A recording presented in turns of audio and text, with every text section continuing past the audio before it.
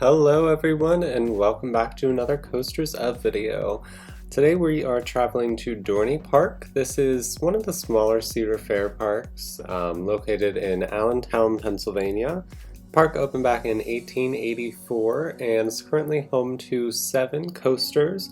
Pretty decent lineup. I mean, like any Cedar Fair, we got 2 B&Ms, some other good, supporting coasters. So I was fortunate enough to visit this park back in August of 2019, and today I'm going to be ranking and reviewing their lineup and giving my feedback and some thoughts on their coasters. But I really enjoyed this park, like any of the Cedar Fair parks. I mean, well maintained, a good collection of rides, so let's go ahead and get into the video here. Starting off the list at number 7 is Woodstock Express. This is the park's kiddie coaster located in Planet Snoopy. This is the typical, Cedar Fair kiddie coaster model made by Zamperla. The single helix layout, max height of 13 feet here. Nothing special about these rides. There are a bunch of them out there. The only thing with the Cedar Fair parks, a lot of these kiddie coasters do require you to have a child to ride, so either bring a child with you or find one at the park if you really want to get that credit. Some of the parks do have a pass that you can get the credits. I don't know if Dorney does or not. But yeah, it's a kiddie coaster, so let's move on to the next one. At number 6, we have Wild Mouse. While it's not the most original coaster name, it is one of my more preferred Wild Mouse coasters. Really like how this is centrally located in the park. You get some nice views at the top, and going through the first part of the layout here, I don't feel like the trim brakes slow you down at all, so you're really getting some good whips around those bends and makes it a little more fun. So hopping into the POV here, coming out of the station, we are going to go up the lift hill to a max height of 49 feet.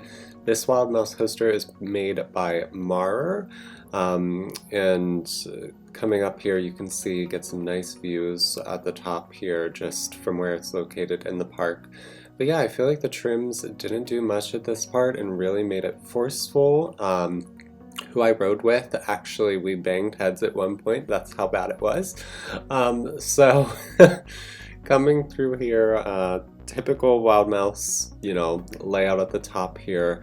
Coming down the first drop, we are going to reach a max speed of 28 miles an hour. This coaster opened in 2000, actually the same time that the kiddie coaster Woodstock Express opened. They opened both of them in the same year, so definitely good additions just to kind of round out their lineup. Coming down here, we go into that big drop that we reach the 28 miles an hour at.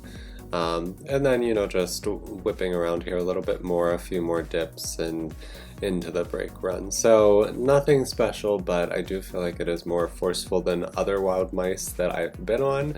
But it was definitely a fun little ride and really think it rounds out their coaster lineup. Coming up next, we have the park's oldest coaster, opening in 1924. This is Thunderhawk. It is also the park's only wooden coaster. While I didn't have a very pleasant ride on this, I definitely plan on giving it another chance when I get back on. I was towards the back, I think on a wheel seat, and it was just very, very uncomfortable.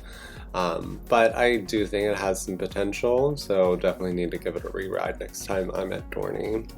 So coming into the POV here, out of the station, is a little bit of wasted space, just kind of going through this turnaround in these straight sections here. But once you get up the lift hill here, you get a nice view of Steel Force in the background there. We're going to reach a top height of 80 feet and max speed of 45 miles an hour at the bottom here. This coaster was made by Philadelphia Toboggan Coasters. So they made quite a few wooden coasters back in the day, but not the smoothest rides. Coming through here, this is a out and back layout. Go through a little twisted section here, twisting down here. This was definitely the most painful part of the ride here. Also quite a short ride, but like I said, I definitely want to give it another chance next time I'm at the park. I think it's a good, family coaster. They definitely need a wooden coaster in their lineup, but they could definitely benefit from another one. There's rumors of a GCI in the future, so we will see about that. Coming in at number 4, we have Possessed. This is the park's Intamin inverted impulse coaster. I know not everyone is the biggest fans of these, but I personally really like them. I think they're really fun rides. Very similar to Wicked Twister if you've been to Cedar Point, except the one side does have just a straight spike instead of another twisted spike. Into the POV, launching straight out of the station into the first inline twist here. And then backwards, this is a shuttle coaster, we're going to launch even faster backwards here. Top height you'll reach on this coaster is 180 feet, a max speed of 70 miles an hour. This actually opened in 2008, but it used to be located at Geauga Lake as Steel Venom. And funny thing, I actually rode this at Geauga Lake first when it was open there. So it was good to get back on it again at Dorney Park. Definitely think they are fun rides, especially if you're riding in the front, feeling the force of that first launch. And I think they could use a coaster like this in their lineup. Definitely this park is a little lighter on the coasters, so I think anything is good, but I definitely think this benefits the park well. This one may be a little controversial, but coming in at number 3 is Steel Force. I was actually contemplating putting this coaster as number 4 in my rankings, but giving it a little bit more of a chance, I ranked it at number 3. This is the park's tallest and fastest coaster, made by Morgan. Opened in 1997, max height of 200 feet and top speed of 75 miles an hour. Very similar to like Magnum XL200 at Cedar Point. Same manufacturer, same, similar layout, but not my favorite. It was not very, forceful, lacks airtime, just wasn't doing it for me. I was very underwhelmed. But coming into the POV, cresting over the top of the hill here, do get a very nice view of the park.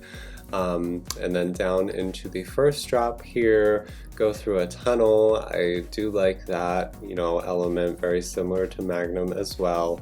Over this first hill here, again, no airtime or anything. Coming up here, this helix turnaround at the back here is honestly the favorite part of the ride for me. You do get some nice forces around here. I like how it interacts with the go-karts down here as well, getting very close to the track there. And then coming around here, out of the helix, we are popping up into a brake run. Don't get slowed down too much on the brakes here, just a little trim. But I feel like if it didn't trim at all, you might get some airtime on the second half of the ride here. Unfortunately, not even floater airtime. These hills weren't doing anything for me. Just very underwhelmed by this coaster.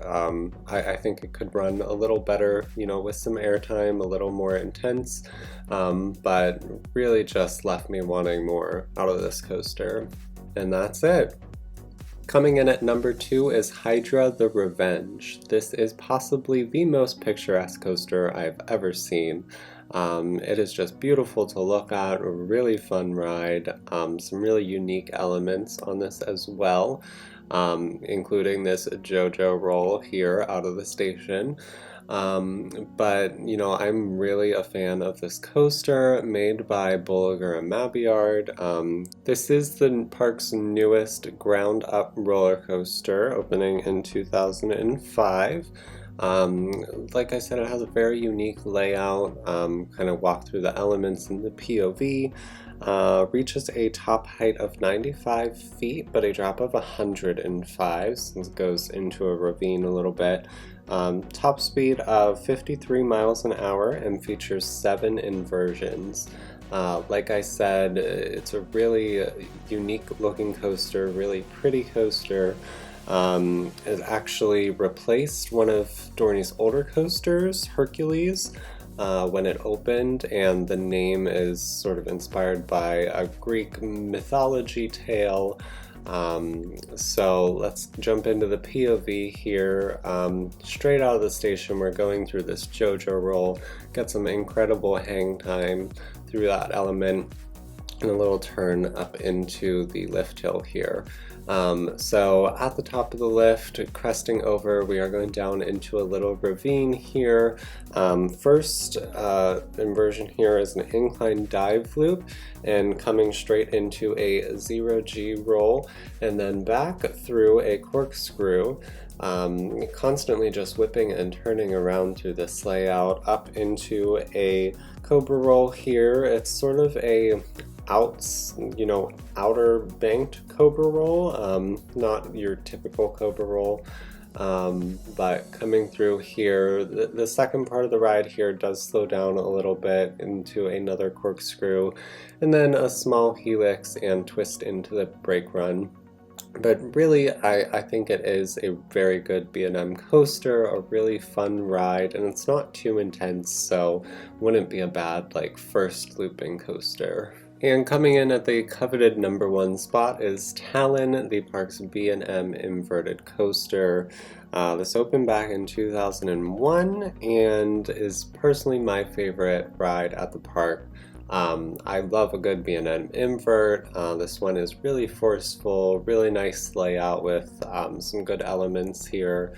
It reaches a top height of 135 feet, max speed of 58 miles an hour. And this is also a very photogenic coaster. It's right at the front of the park, in between the water park and the park entrance. Really, love the color scheme, really stands out in their skyline, and from the entrance of the park really gets you excited for the day at Dorney. And some good operations on this coaster. Had a really good, front row and back row ride on this, so let's jump into the POV and I will walk you guys through it. Going directly into the lift hill out of the station here. Like I said, nice view of the parking lot and the water park to your left. Cresting over the hill, we have the B&M pre-drop here, and coming into a twisted first drop here, going straight into a vertical loop. Really good forceful elements through the loop here, coming up into a 0G roll, and then diving down into this little trench and through a Immelman. Coming out of here, really good combo of elements there. Do a nice little helix here around the main entrance, and coming back through for the second part of the ride. Going down into this drop, some really good landscaping down here too. Twisting through a corkscrew here, and then this final helix through the front of the park is very forceful. I was forced into my seat. A little dip and pop up into the brake runs. Very good ride throughout, and one of my favorite B&Ms. And that'll wrap up the Coasters of Dorney Park video. Thank you guys so much for watching. If you haven't checked out the other videos in this series, I've previously done Kennywood, Knoebels, and Holiday World, so definitely go ahead and check those out. There are links in the description and also on the end screen coming up in a few seconds. So definitely check those out. Leave me some comments on your thoughts on my lineup. Subscribe to stay tuned for new videos. Have a sort of different video coming up next week, and I will see you guys then.